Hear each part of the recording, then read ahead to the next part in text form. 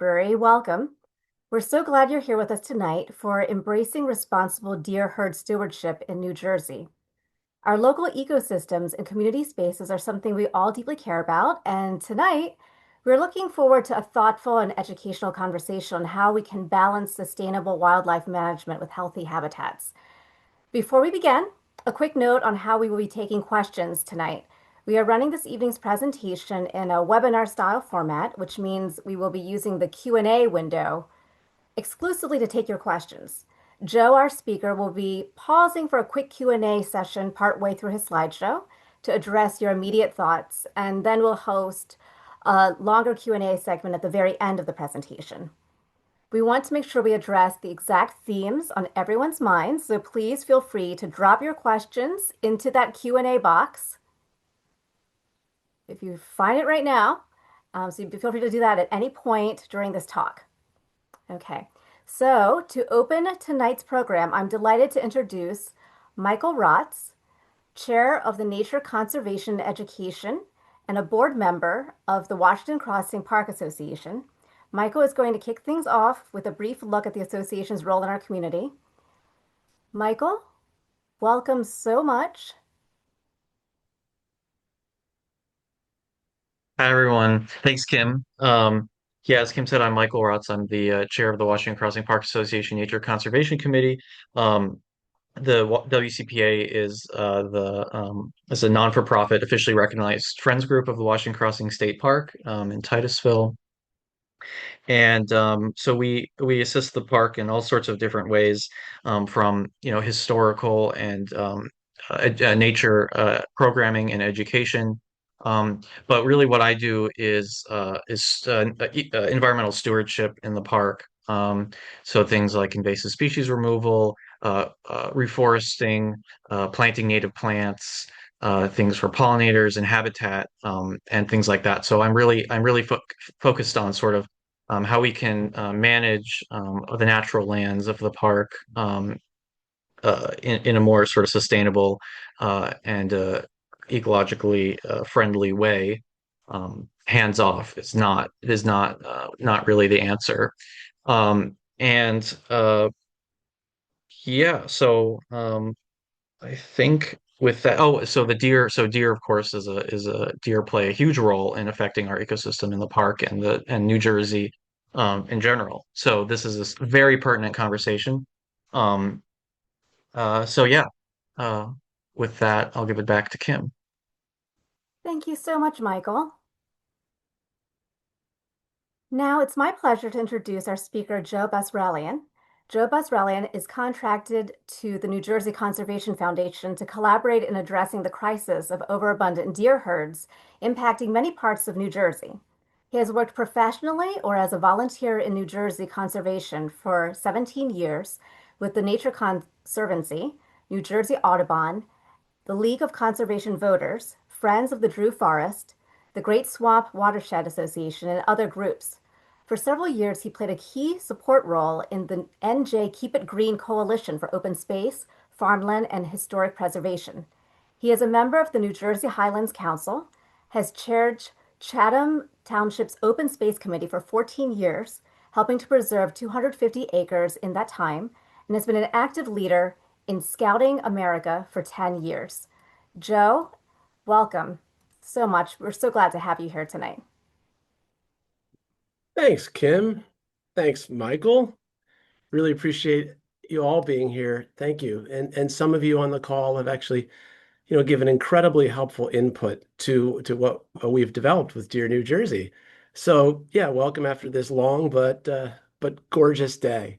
Yep, I'll start by sharing my screen. And I don't actually have a very long presentation. So that will leave, ample time to discuss. Let me make sure this is the right one. It looks like it. And I'll go into slideshow mode. Yeah, so, I'm here as much to listen as to speak. So I, really want to hear your thoughts, your reflections, your involvement. Um, I'm not trying to present an ideology or anything like that. And so the dialogue, I am getting a lot out of being here with you. So thank you. Yeah. So this program of is called the Dear New Jersey. Let's find balance for our forests, farms, and families. And we've just really starting to launch this little by little publicly this year. Okay, let me move my side panel a little bit. Right, one of the basic issues we have is that deer herd sizes in many areas of New Jersey are 10 times what native ecosystems have evolved to handle. And so I should tell you our mission is to achieve natural balance in New Jersey by leading a deer stewardship movement for the people, wildlife, and land we love. Our vision for the future is one in which New Jersey's land, wildlife, and communities thrive in natural balance, stewarded by all of us who live here. And our work is to collaborate with you, supporting biological and cultural goals.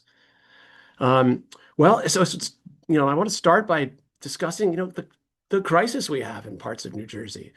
The photo on the left is a picture of a ghost forest where there are so many deer in this location that really anything that new grows is eaten very quickly because there are so many deer.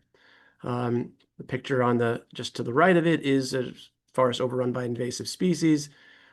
One of the things that having such a high number of deer have done is eaten so many of the native species that the invasives, some of which they don't like, crowd out the others. So you have a very little biodiversity and a lot of prickers. Literature surveys tell us that about 700 to 800 species of native plants and wildlife in the northeastern U.S., including New Jersey, are in either sharp decline or steady decline. And one of the major reasons for that is high abundance of deer herds. Many of the animals that we grew up with, seeing and loving, are in decline. We're very familiar with this, that unfortunately there are 25,000 reported deer vehicle collisions reported to insurance companies, probably at least double that. Definitely not good for the deer, definitely not good for the people, about $5,000 per average accident, and about 10% of those result in some injuries.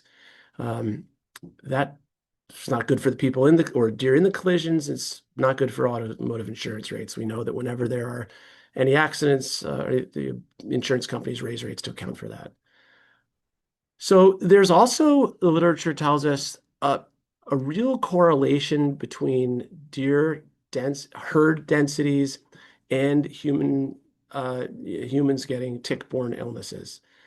It's not a perfect correlation all along the spectrum from 200 deer per square mile down to 1, but there is a strong enough correlation. And one of the effects that has, aside from the illnesses which change lives and families' lives, is that it's one of the reasons why parents are much more hesitant to let kids play outside freely in nature.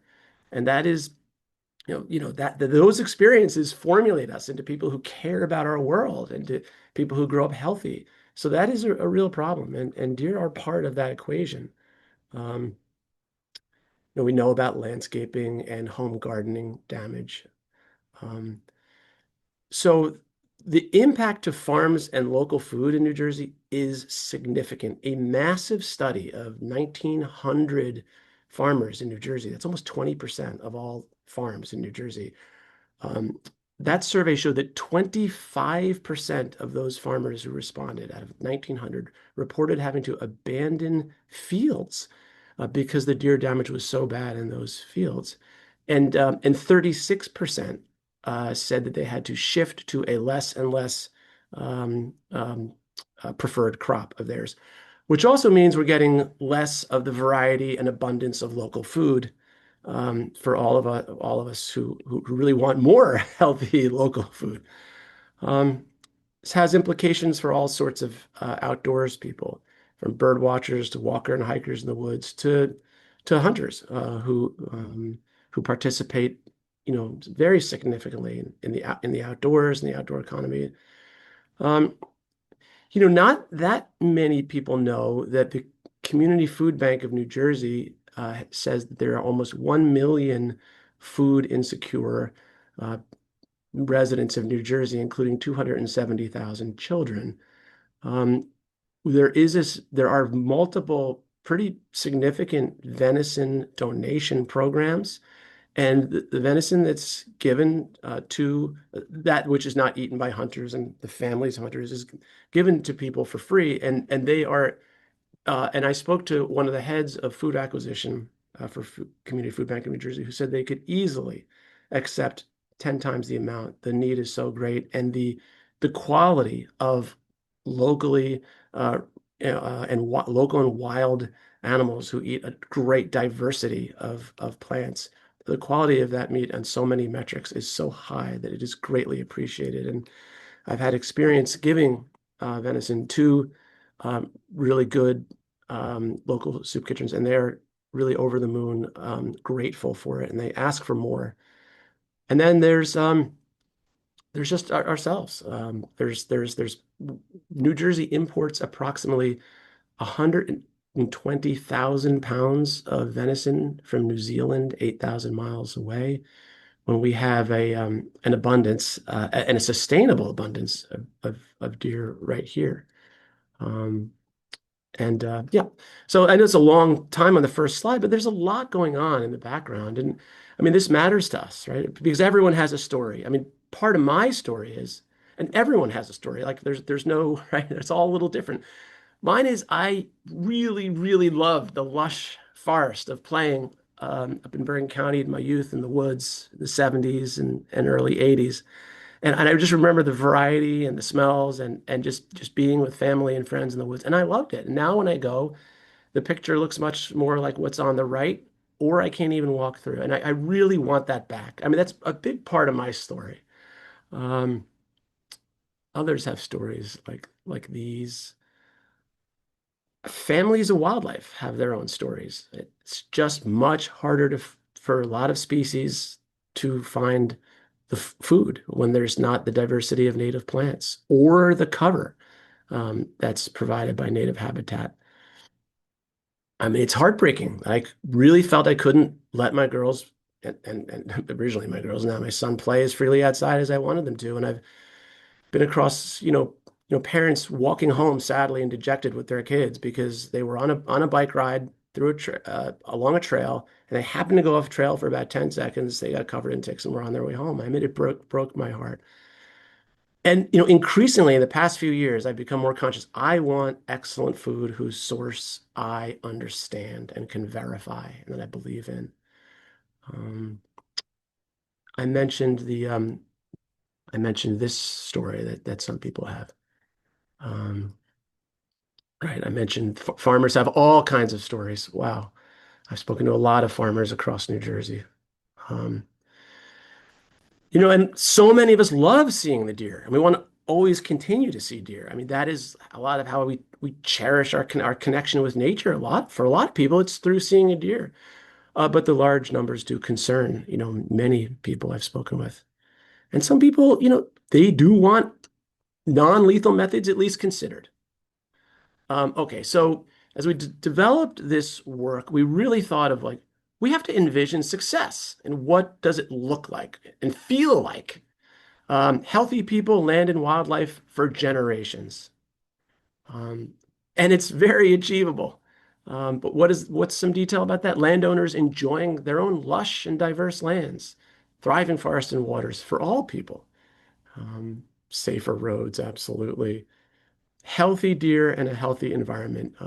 Deer herds that have numbers and densities closer to how they evolved are more resistant to illnesses and certainly less likely to come across vehicle collisions as their way out of this world. We want to see future conservation of diverse native wildlife, greater safety from disease in people, in wildlife, and in livestock that we eat. We want to see, we want a future where more private landowners are willing to extend invitation to hunters with a full understanding of what that involves. Well-informed citizens who feel heard. Dear New Jersey is not looking to shut out or shut down anybody. There's an incredible diversity of opinion, and people should be heard. I mean, we share this earth. the state and nation. And options for communities. There are different ways that communities can be involved in responsible deer stewardship. Definitely want successful farms, farmers, and local food buyers. Access to sustainable nutrition, nutritious donated venison, and last and definitely not least, enjoyment of excellent local food. Okay, so why are deer populations so high in so many places? This is definitely not well understood by the vast majority of people. So our subdivisions of houses, office parks, infrastructure like roads, they create these big, vast sunlit patches that grow plants very quickly favored by deer, plants high in nitrogen, crude protein. So that activity, our natural human build-out actually supercharges the number of deer that can live in our areas. And then where they they may take refuge in nearby forests, there are then way too many for those forests to handle. This is opposite of the common misperception that humans have displaced deer and the deer that were in the forests are still here struggling to survive. Actually, it's kind of the opposite. We increase those numbers. And we provide a year-round landscaping buffet. And there has been a very steep reduction in human hunting in recent decades, in the last 50 years. So deer evolved under intensive hunting and predatory pressure. They evolved to increase at 30 to 60% annual rates in their numbers in a single year when herd density and habitat allow. Um, so that's why we think about responsible deer stewardship. These sort of biological background factors, we have to think about these. Okay, so I can actually pause there, Kim, because the next few slides are about sort of our project and how we can go about getting people involved and what we think we as a state can get together and do about it. So would you like me to stop sharing screen and see just if people want to talk about sort of those background issues, if there are any questions or comments on that before we get into, okay, well, what do we do about this? Sure thing. You can keep it up if you want to, and we can continue talking as well, Joe, whatever you wish. All right. I myself have a question I want to Mm-hmm. pose. I just want to make sure everyone else knows that you are certainly welcome to put any of your questions and comments into the Q&A section, and I will pass them along to Joe. So, Joe, when we at the Pennington Public Library were promoting this event, we did receive a number of different comments and thoughts from our community residents. And I noticed that many residents did feel that the root cause of our current situation is overdevelopment and habitat loss, Mm-hmm. rather than the deer themselves. And here it seems like you're pointing to something like that's a little bit different than what people perceive. Um, how does your stewardship framework address this balance between human development and sustainable wildlife population then? Yeah, we'll definitely get into that in the Yeah. next few slides. But so we've created this issue by how we've changed our relationship with our surroundings. So I think that therefore it's the fair and responsible thing to do to find ways to address it, um, not ignore it, So that's the best way to. And since we have a complex society and we have a lot of needs, that I think that there's just great opportunity to go in and address it. I mean, I would just say that like the hands off is we haven't been hands off, but we actually have tools, and people are right now outside employing tools to help address this crisis. Because we also have to think about, well, what if we don't? What if we don't? And like we will. There's good sort of credible scientific opinion that we will not even have tall standing trees in places where we expect to see forest because seedlings and saplings, native seedlings and saplings, are just not able to grow either at all or in severely diminished ways or only within fences. So Okay. we really think about this, pretty significant consequences if we leave this alone, not to mention the other background issues that Okay. would So, create. so Joe, one of our attendees, Mickey, is wondering if overdevelopment has created less space for natural predators for deer, such as bobcats and mountain lions. Yeah, yeah. So we basically have a regime in a lot of New Jersey where there's, development spreading, and there's other areas of New Jersey which have pretty intact 10,000, 50,000, even 100,000 acre forests. So I should say that, so, and so there are predators. There definitely are predators of deer, but mainly, really, they're just predators of fawns. So there's a short window with the smaller, kind of their meso predators now. They're not the historic wolves and mountain lions that would be able to to to to prey on an adult deer. So now we do have a number of predators like bobcats and coyotes that will prey on newborn fawns.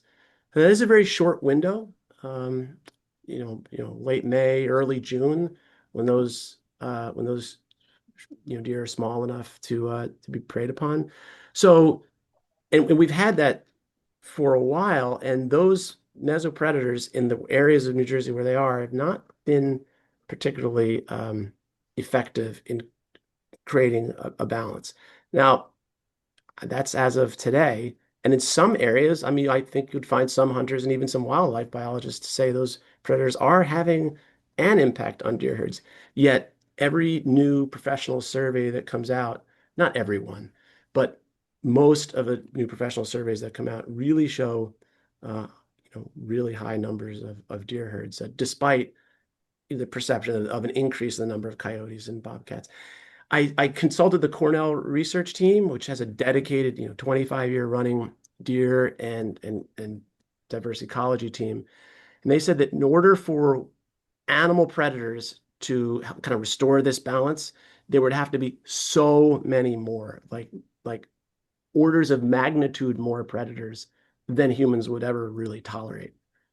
Um, so there was studies done of wolves in different in north central United States and western United States, and a small number of wolves like exist in these ecosystems do very little, and in one case actually seem to increase the number of deer. So you ask a very complicated question, and I don't think that there's a fulfilling answer that this will all just take care of itself. Okay. Okay. Mickey did also comment that they're in North Jersey and an avid hiker and just observing many fenced areas where they hike. Well, so fenced areas could be good if you're fencing in order to keep sort of a Noah's Ark of native trees and shrubs and flowers just alive. Because after a decade or two, like a lot of the seed bank that exists in the ground, it'll die off. So that's one reason for fenced areas, just to see what we're actually losing. Um, but there's about 1/2 of 1% of New Jersey's farmland is fenced, and I would guess that it's far less than that of all of New Jersey's land. So I think those can be valuable as demonstration areas for what to keep alive some of this biodiversity that humans even evolved with. But I don't think fencing in any way puts any measurable pressure on any of the surrounding areas from deer. Okay. Yeah. Okay. But So, Fencing is also, go go ahead. ahead. No, you go, Michael. yeah, go I ahead. was just going to say fencing is all, from my standpoint, fencing is also very expensive. So it's not a very it's on many levels not a very effective when you look at the scale of the state or even the region, it's not a particularly it doesn't really address the cause of the problem. It's just sort of I see it more as a temporary thing. Like if I'm trying to protect this forest right now, that's my job, then I might put up a fence, but it doesn't do anything to solve the root cause of the problem. Right, but yes, that's true. I agree, Michael. Now, for farmers who want to stay in business, a fence, Yeah, may be, depending on what crop you're going, absolutely essential. I mean, I spoke right. with farmers who said that farming my crop is impossible without a fence. But many farmers, Yeah. this is not a high margin, highly profitable business. The farmers do it for the love of what they do, and they can't. The affording fencing, it's limited and slow. I mean, I was speaking with Mhm. with someone just 2 days ago, and they're just trying very hard to get $38,000 for just to be able Mhm. to for a 3,400 foot fence, which is not a lot of area. It's a huge. So they're working on getting grants. The state provides some money. So it's something definitely for farmers and for ecologists to use that tool. Yeah. But I was another farmer who said, "Yeah, I put up my fence, but I feel like I'm living in a prison." Anyway, diversity of opinion, it's definitely a tool, but not a solution for the underlying issue. Yeah. Okay. Right. Right. So, so Joe, there's a question from Rick who wants to know what the size of the local herd in the Pennington area.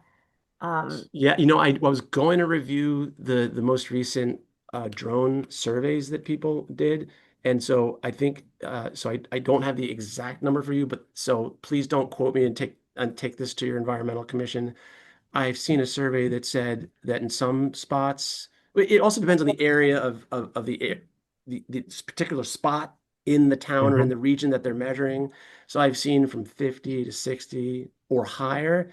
But I also know that because the Pennington area, parts of the Pennington area, Princeton area, and the Hopewell do have uh, some very well done deer stewardship, the county, what couple of the towns, that is actually better. Some of the towns are better off than many other towns that aren't. I have a slide at the way into my presentation in the appendix showing that Princeton, for instance, reduced its deer vehicle collisions from 347 in 2002 to less than 40 um, 2 years ago, the last time I have numbers. So your area. Now I'm talking to you from Chatham Township in southern Morris County. We don't do, we don't, unfortunately, we're not there yet. So you are in a better position than many because I think people have brought their educations, their thoughtfulness, their dialogue to this. But continued work and that would be probably appreciated by for a number of reasons. Yeah. so Joe, we have Mickey's also wondering what an acceptable or stable number of deer would be. I don't know if you'll Right. be addressing this in the future slide. No, that's a great question. Yeah. Because the answer, okay, so what is it? So Dear New Jersey is not proposing that we target a number of deer per square mile. What we really want are results. We want to see native, tree species grow from a sapling to above the deer browse height. We want to see farms be more viable. We're losing our farms little by little in New Jersey. We want that. So we want like results. We want fewer deer vehicle collisions. We want parents to feel more safe, like if have less tick-borne illness fears, and all kinds of things like that. So we're not targeting a number. And also the number of deer that areas of forest can support, it's diverse. So in a forest with a lot of sunlight and a really good, incredible base of a really good foundation of many diverse tree species, may be able to support 30 or more deer per square mile and still be able to regenerate because there's so much to eat. Whereas in other places, forests that have been overbrowsed heavily by deer, which in a closed canopy with very little sunlight, may they only produce. I was just talking to the head of the National Deer Association about this over the weekend. He said may only produce 50 to 100 pounds of food per acre per year. Now, one deer eats about 6 or 7 pounds of food per day. So that forest, even if there's even 5 deer per square mile, you may never see a regeneration in that forest. So the answer is complicated, but the bottom line from my perspective is I'm not aiming for a number. I'm aiming for a sort of a healthy, sustainable balance where people eat and they know where their food comes from, and diverse wildlife can thrive. So yeah, Okay. yeah. I mean, so that yeah, but yeah, yeah. Kim, I guess I could. You want me to sort of continue with like our program? For Yes, I'm okay. curious to hear more. No, but those are great questions. And let's also anyone please, call me or colleagues, anytime, tomorrow or okay, so I'll keep going. All right. So we have Deer New Jersey is a three-phase kind of program. Springboard, scale up, and sustain. So basis point one of our springboard is values. What are our values, our branding, and how we educate and reach out.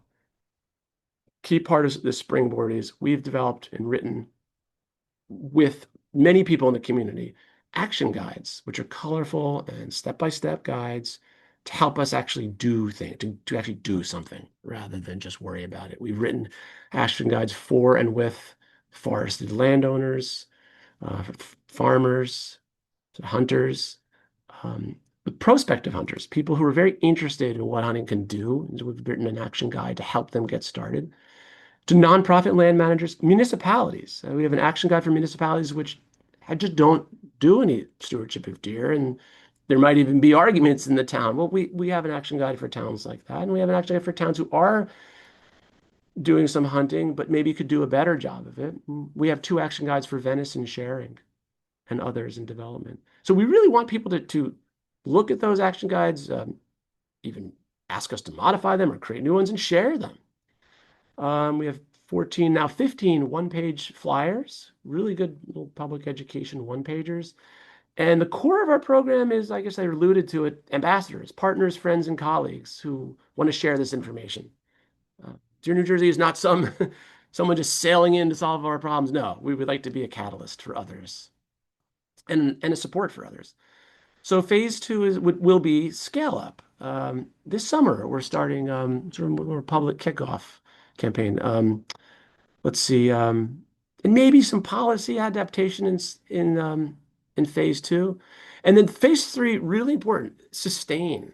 We want to measure, listen, and adjust and continue a program. We do not want to create actions that overdo it in one way or that get everybody furious and then there's a backlash. Like that is just not, there's enough fighting in the world as it is. Like we want to move toward a more stable, durable, medium.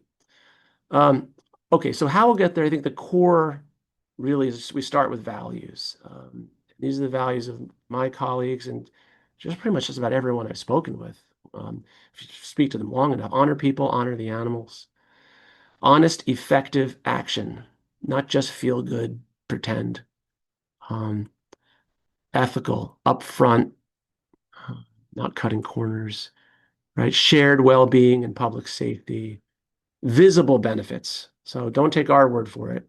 Let's get actions to actually have real benefits for communities, landowners, people everywhere. What does that mean? Healthier forests, parks, and wildlife, protected farms. I think I mentioned these, so I'll keep going. Ethical, science and society guided balance and stewardship, not one or the other. Our values is to approach with an open mind. Hopefully that's coming out. You're getting that. So you don't just get people's trust, you have to earn it through listening and respect. Transparency and local volunteer-led processes. I mean, volunteers on the local basis, that is, we are how the biggest things really happen and built to last. All right, so I can get more specific with, I think, how we'll get there. And this does involve, I think, in a number of ways, increasing certain things, like increasing the number of people, like those of us on the call, who want to discuss ethical, effective deer stewardship, who also want to understand the value of eating New Jersey's wild, sustainable venison. We should increase the number of venison sharers. We found it. Hunters, they want to share in fellowship food that they themselves bring with family, friends, and community. We want venison sharers to increase through local venison sharing and donation programs. Mentioned that. We really should increase the number of landowners who practice ethical, effective stewardship in a way that works for them and that has positive community benefits. We should increase the number of hunters and landowners who work together to understand antlerless harvest goals. So I should explain that, deer are highly polygamous. When you harvest a buck, which is a male with antlers, sort of the other remaining males are very quickly can impregnate many of the females, regardless of whether that one buck is missing. Whereas a female can produce easily 20 fawns during her lifetime. And it's really the female that's the major factor, the doe, the antlerless deer. Well, not all antlerless deer are does, but that is the key to stewarding this population into balance. And we should increase the number of people who become effective stewards, including increasing the number of people who want to become conservation-oriented hunters. Should increase the number of farmers who can protect the farmland we depend on. Farmers want to activate local trusted hunters, their neighbors. It's not a farm's fault that there's too many deer for them to grow what they need to grow. It's often surroundings. And we should increase resources for farmers. We feel we need to increase the number of municipalities who practice effective deer stewardship with community and transparency and earn the trust of residents. Of course, we want to increase our resources to Deer New Jersey, but also any of you who are involved in, responsible stewardship. We want sort of Deer New Jersey to be like an open source software to help you and to connect you with resources, or even for you to borrow our approach if you find it's helpful. So financial support makes the world turn these days. So, and the bottom line is we need to increase people like us who care, communicate. Okay. All right, I mentioned we have action guides, which are those colorful step-by-step one-pagers. I mentioned these. And here are some on the right are some of our one-pagers. And this QR code allows you to select if you want me to email you any of them. I mean, we haven't put them all out on the web yet. I mean, I think it's just a lot of information for people to digest at once. I'd like to kind of just give them to people who want them at first, and we can keep improving them before we put them all on the web. One-pagers like these. Wow, one of my favorites is this misconceptions about hunting one-pager.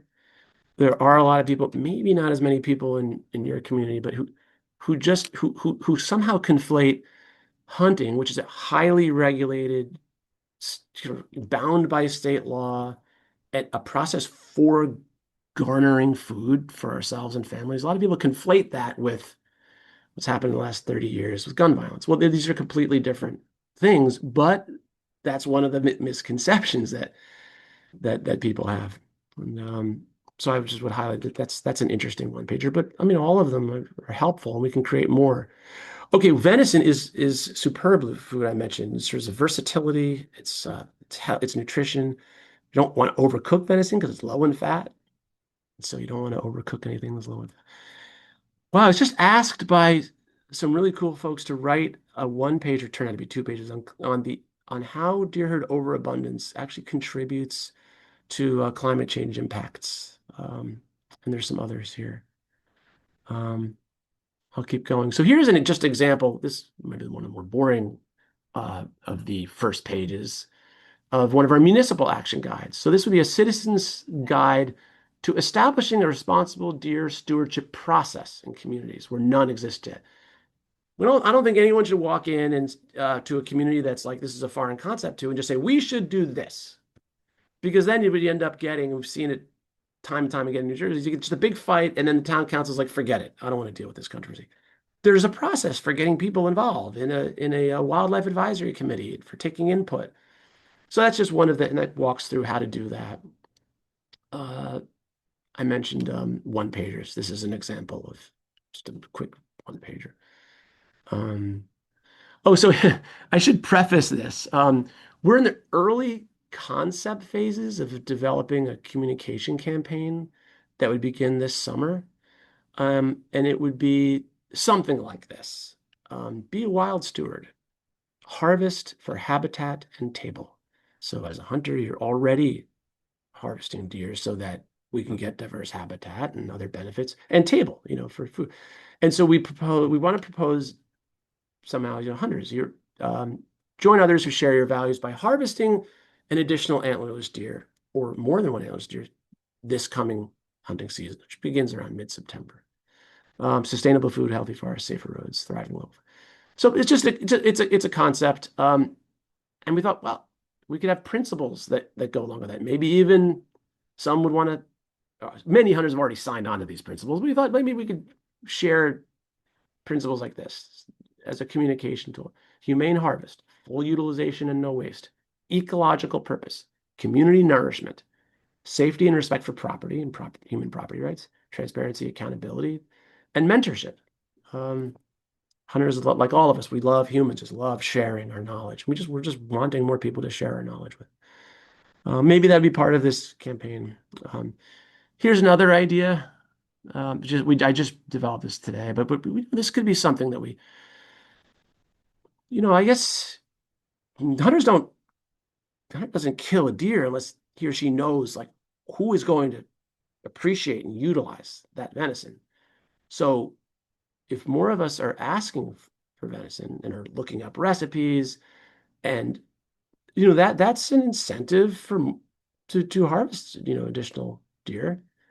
Okay, so just a couple different.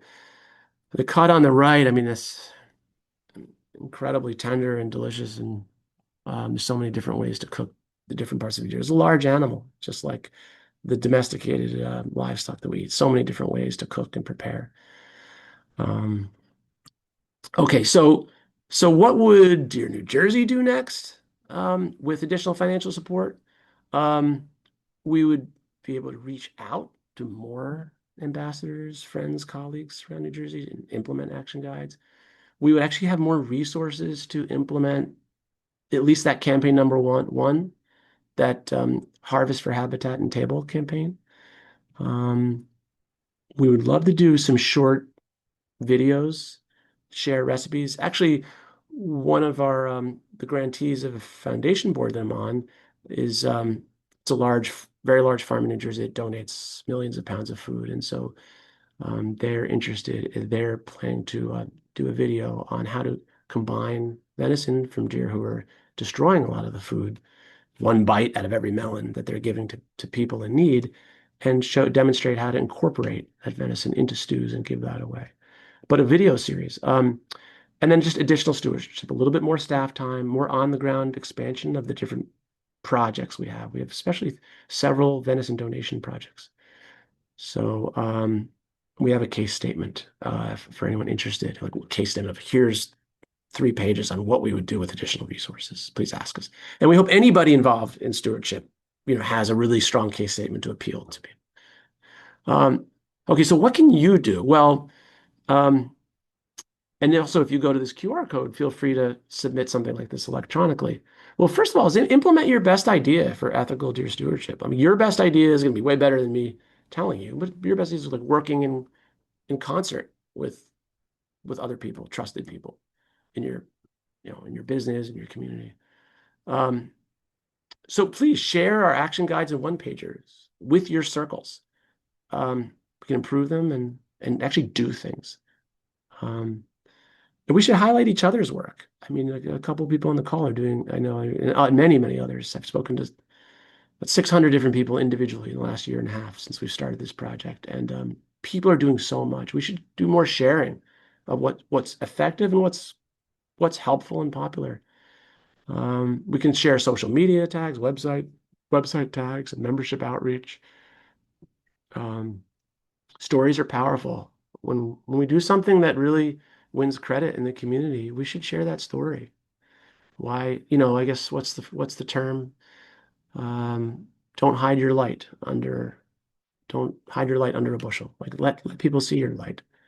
And then collaborate on events and announcements, speaking engagements like this. Michael, thank you. All right, so what's down getting to the nitty-gritty? What's next? Let's talk. Let's just have an open dialogue. Join in the work. Ethical action, support each other. You have those QR codes.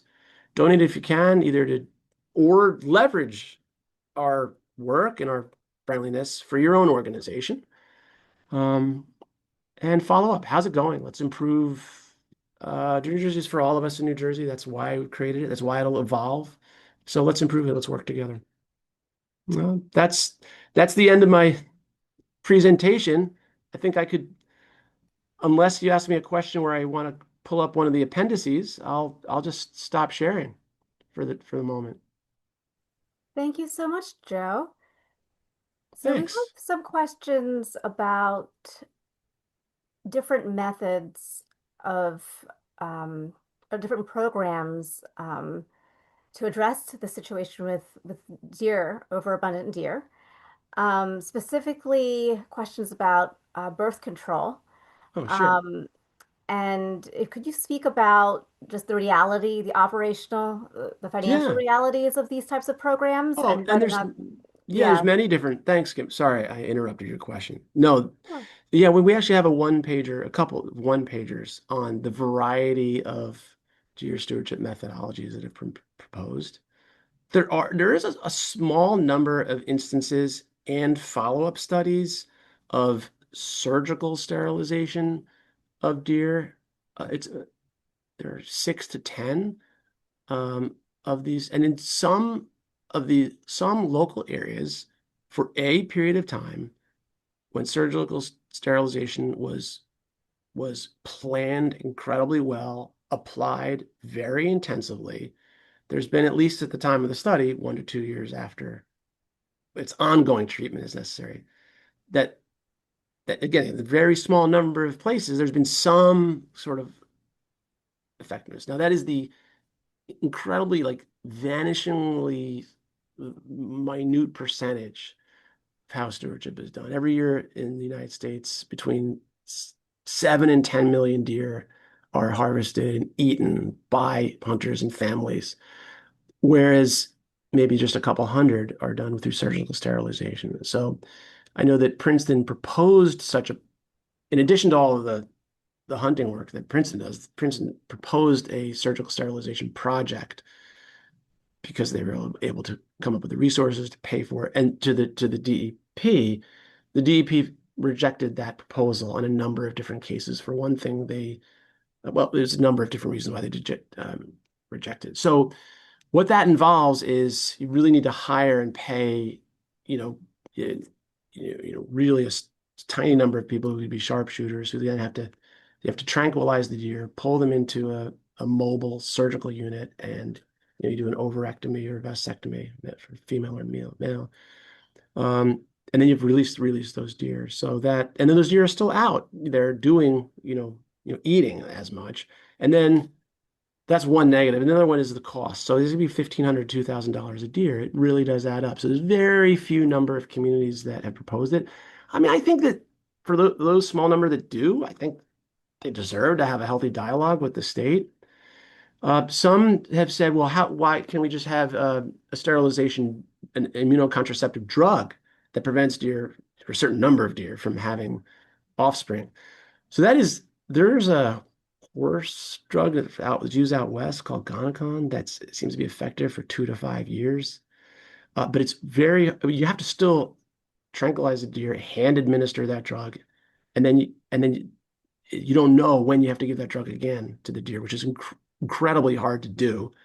And then the research says you cannot eat that meat because it's such a powerful drug, and so the deer wander. Um, it maybe not be a safe thing. The other thing what's definitely not available is you can't administer immunocontraceptive by feed because it just other animals eat it. You don't know how much to give to one particular deer, and there's no American drug that's approved for that use in wildlife as a contraceptive through feed. So there are really big challenges with non-lethal stewardship of deer, and I, without taking sides, I would say that my own personal ethos, I'm not really, is I would rather kind of get in connection with how humans evolved and just eating healthy food and managing sort of the forest and for multiple benefits that way. To me, that's how I feel in closer connection with nature. I mean, so there's a lot more, you could say about this topic, and it definitely deserves discussion. There's other non-lethal methods too, like in areas where there's high deer crossings and a lot of deer vehicle collisions. I mean, one place to start in those areas is to yeah, it's a question of how well you do it and how well it works, but strategically placed fencing or headlight reflective mirrors into the woods, at least for a time, can sort of, or slow down signs, can mitigate deer vehicle collisions. Non-lethal methods also fencing, particularly around farms. These things definitely deserve conversation, and there are things that can be done. But again, there's no way around it. Like it's our we have to make a decision that we kind of created this crisis. We have to probably take some bold and clear action to that in a way that's responsible. So Okay. I don't mean to be the final word on this topic. People will have very different opinions, and that's good too. Hmm. Hmm. So Joe, we have a question. How do you collaborate with the hiking and off-road biking community?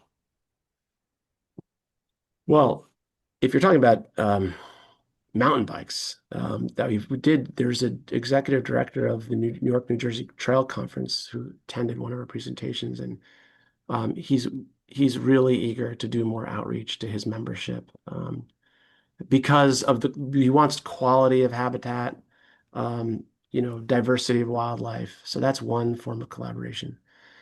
If you're talking about off-road, like four-wheel motorized vehicles and trucks, like that's two things. One, that can be a much bigger issue for legally law breaking and what that does. That unchecked is creating massive issues in certain areas of the state.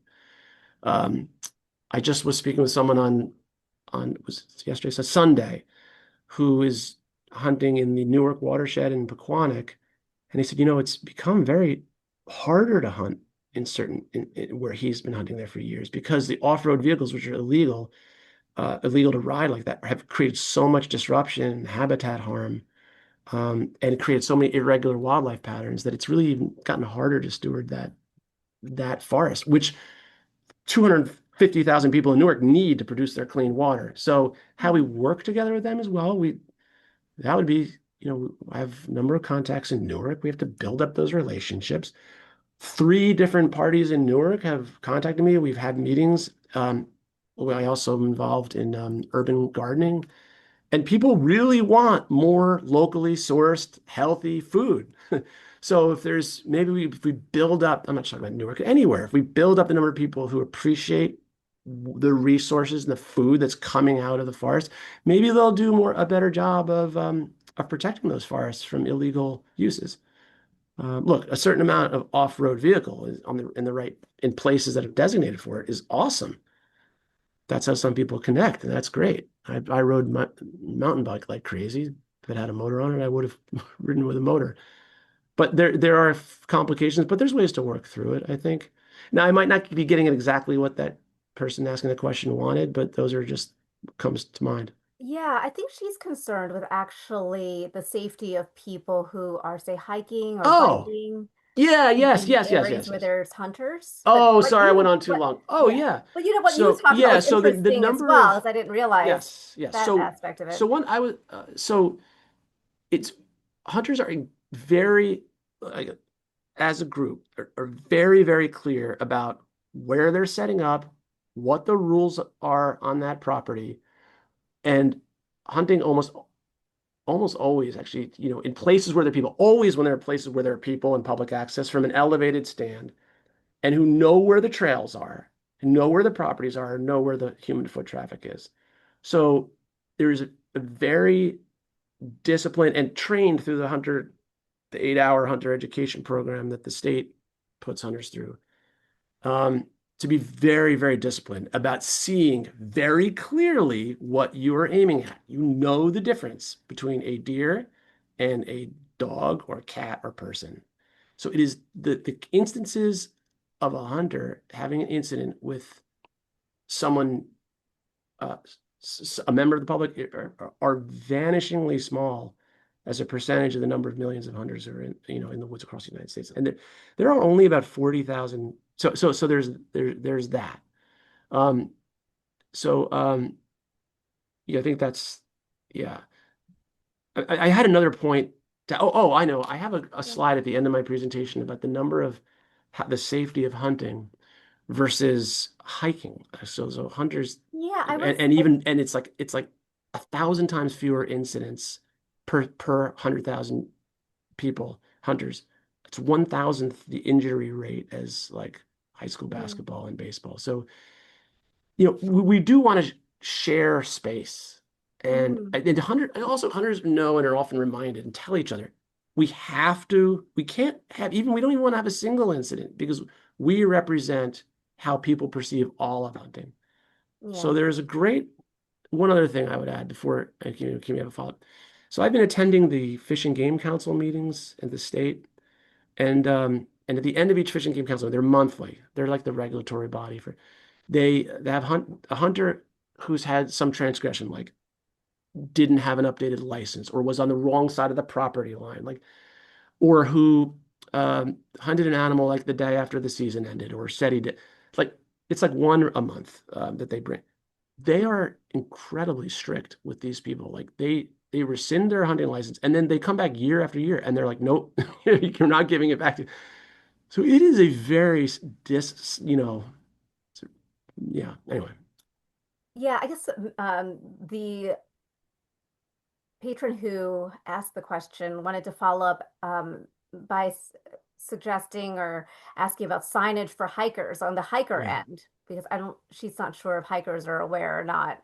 So most of the programs I've come across that Mhm. most of like the municipalities that sponsor huntings, like they post and mark. The counties, I believe, almost all do. They post quite liberally and visibly when there's hunting.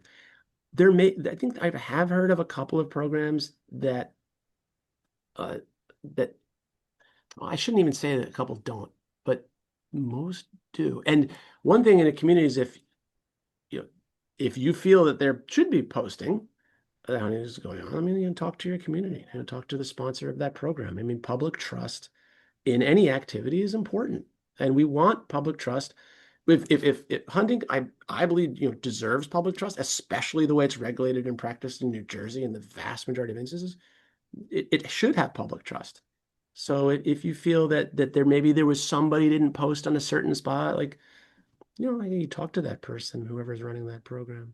In private property, I don't personally, I don't think it's necessary. Private property has to follow very strict rules with hunting. I don't think if I'm doing an activity like, doing something with property that's legal, I don't think I should post my private property. But yeah, There's a question from CB. How does your deer program interface with New Jersey DEP, DFW? yeah, that's the Department of Environmental Protection, Fish and Wildlife. So they used to be called the Division of Fish and Wildlife. So the Fish and Wildlife group implements the regulations for hunting. So the way I interface with it is I've gone to all of their public meetings. I've constantly checked I've gotten a lot of feedback from them as we're kind of developing what we thought we wanted to present. And then I'm constantly kind of showing them what we're doing and what we're thinking because they are such an important body regarding hunters and hunting in New Jersey. Like I don't want to be giving out cross signals, you know, and confusing people. So, I mean, unless there's something that's somehow we think they're doing like wrong, but actually they are a group of very, very like conscientious, hardworking people who work very well as a team. So we have been very much communicating closely with anything we're doing. They have all of our materials. I'm always speaking with them to learn more from them. Some of them have given input to some of our action guides. I mean, it's like the more you get to know them, the more you realize that they're very good, and they're very open and receptive to feedback. Not from me, but I see that in the meetings, and so I'd say, no, I definitely do not speak for the Division of Fish and Wildlife. They make no confusion about that. um, this is a private nonprofit entity, but I also don't want to cause any unnecessary confusion or give out bad information. And they're some of the stakes experts. Okay, sounds good. Yeah. Well, we're getting to the top of the hour, Joe. I want to thank you Oh, okay. Yeah. again. And Joe, I have your contact information. Is it okay if I provide it to anyone who asks if they have any further Yeah, of questions? course. If you don't, sure. And if you don't have it from the first page, it's Joe.Basralian, the way it's spelled on my screen, at dearnj.org. And yeah, I really want to hear from you. And yeah, yeah, yeah. Kim, Michael, thanks for having me. If Yes. you've joined, thank you very much. If you feel like left something out or anything, your criticism and input is very, very valuable to me and to all of us in the state. Thank you, Joe. And thank you, Michael, for teaming up with us again. Um, Yes, thank you, Joe, and thank you, Kim, for co-hosting. yes. Yeah. And if you have any further questions, feel free to email Joe. And until the next time, I know, Michael, I think we have another season we're going to be planning with our collaborations between the Pennington Public Library and the Washington Crossing Park Association. Yes, Um, we have to get some speakers on the calendar. yes. So stay tuned, everyone. We try to plan ahead. But these collaborations have been great and so informative. I'm learning so much about our state. So Well, I'm grateful to you, Kim. Thank you for keeping our community in touch with each other. sure, sure, Yeah. my pleasure. So have a great night, everyone. Um, Take care until the next time on Zoom.